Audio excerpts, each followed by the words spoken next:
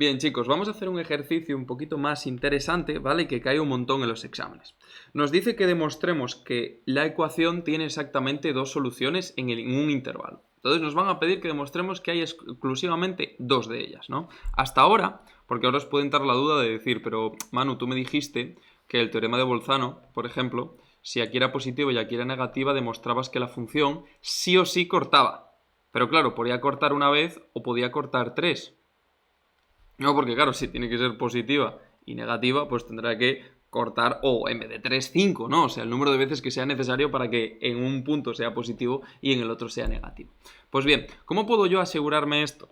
Es decir, distinguir de si corta una vez, a si corta 3 o a si corta, pues, 5, ¿no?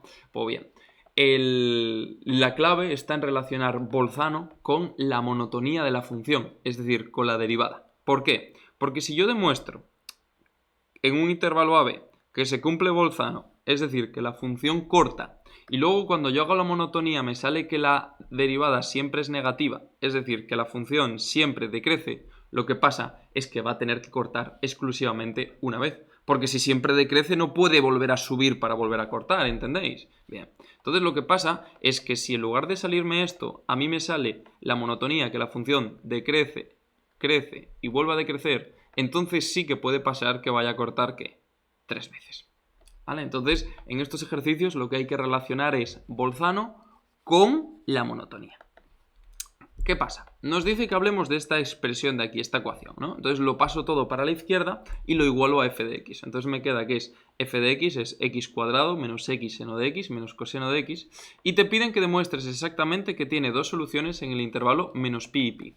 Bien, si tiene dos soluciones entre el intervalo menos pi y pi, lo que va a tener que hacer la función, si empieza siendo positiva, es negativa, positiva y luego otra vez negativa. Perdón, tiene que ser negativa, luego positiva y ahí se queda, ¿no? Entonces, pum y pum.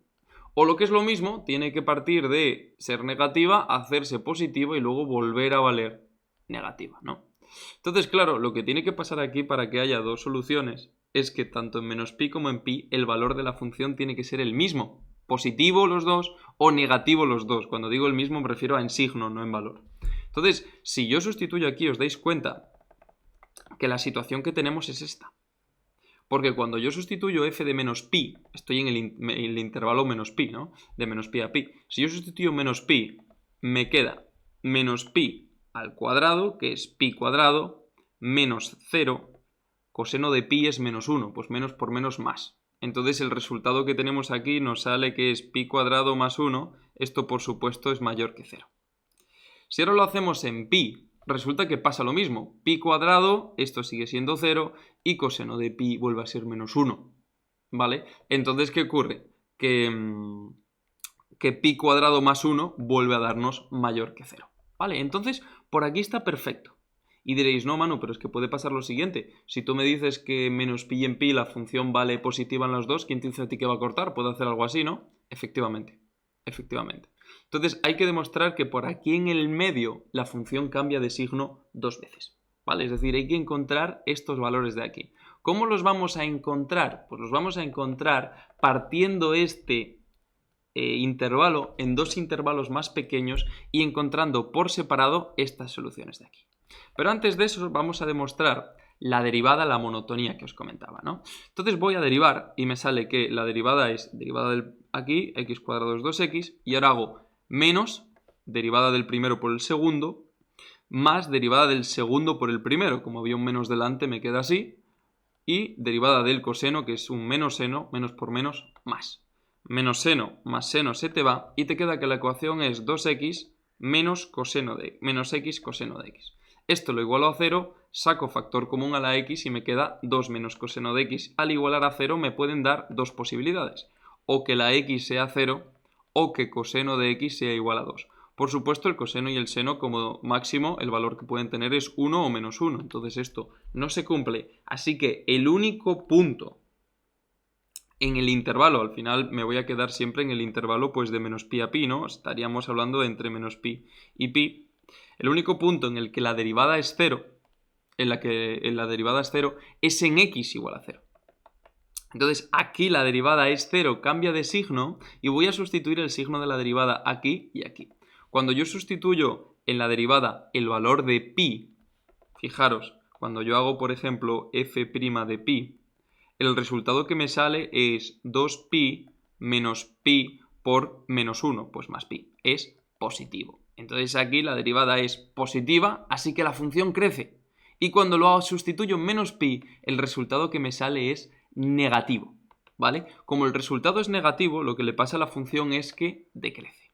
Y por tanto ya tenemos la monotonía, es decir, tenemos que la función va a decrecer hasta el 0 y en el 0 va a subir. Entonces nos estamos asegurando ya que la función, el dibujo que va a tener va a ser un dibujo parecido a este, ¿no? Y me diréis, ya, pero sigue sin demostrar que la función corta, ¿no? Pues eso es lo que vamos a hacer ahora. Lo que vamos a hacer ahora es venirnos aquí y coger el intervalo de menos pi a pi y separarlo en dos trozos. Lo voy a ¿En qué trozos? El que os resulte más cómodo, chicos, pero lo más lógico es que hacerlo de menos pi a 0, unión de 0 a pi. Y lo que voy a hacer ahora va a ser cada intervalo por separado. Vamos a estudiar cada intervalo por separado. Bien. Por supuesto, esta función, que es un polinomio, es continua en todo el intervalo de menos pi a pi. Totalmente continua. Así que cuando yo venga de menos pi a 0, la función sigue siendo continua. Y cuando yo sustituyo la función que tenemos aquí, que la voy a pegar para que no haya problemas, ¿no? Para que la tengáis aquí.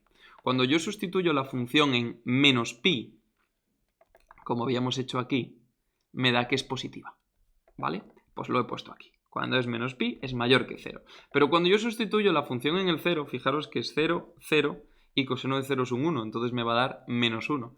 Así que la función en el 0 es negativa. Entonces se demuestra que entre menos pi y 0 existe un valor de c, un valor c que pertenece al intervalo en el que la función es 0. Es decir, en el que la función cambia de signo. Entonces entre menos pi y 0 hay una solución, chicos. ¿Vale? Bien. Hacemos lo mismo entre 0 y pi y nos vuelve a salir que en 0, por supuesto, me había dado negativo y cuando lo sustituyo en pi me da positivo, que ya lo había hecho aquí, ¿no? Mayor que 0. Entonces me sale ahora que de nuevo en el intervalo de 0 a pi, como hay un cambio de signo, la función va de ser negativa a positiva y por tanto hay otro nuevo valor en el intervalo 0 pi en el que la función vale 0 y por tanto cambia de signo. Es decir, he demostrado el teorema de Bolzano en dos intervalos a la vez, ¿vale? He hecho Bolzano dos veces. Entonces lo que he demostrado ha sido que entre menos pi y 0 corta y entre 0 y pi corta. Como la derivada me salía que decrece y crece, claro, la función solamente va a poder cortar en esos puntos, porque sí que es cierto que la función podría haber hecho algo así, ¿no? Pero claro, esto tendría que haberse visto reflejado en la monotonía, ¿vale? Entonces justificáis que, según Bolzano y según la monotonía, se demuestra que la función exclusivamente tiene dos soluciones. ¿Vale? Este es el ejercicio más difícil que os puede caer en el tema de los teoremas, ¿no? Y al final se basa mucho, la mayor importancia es saber operar muy bien la derivada y estudiar el signo de la misma. ¿Vale? Bien, y con esto, chicos, terminamos el ejercicio.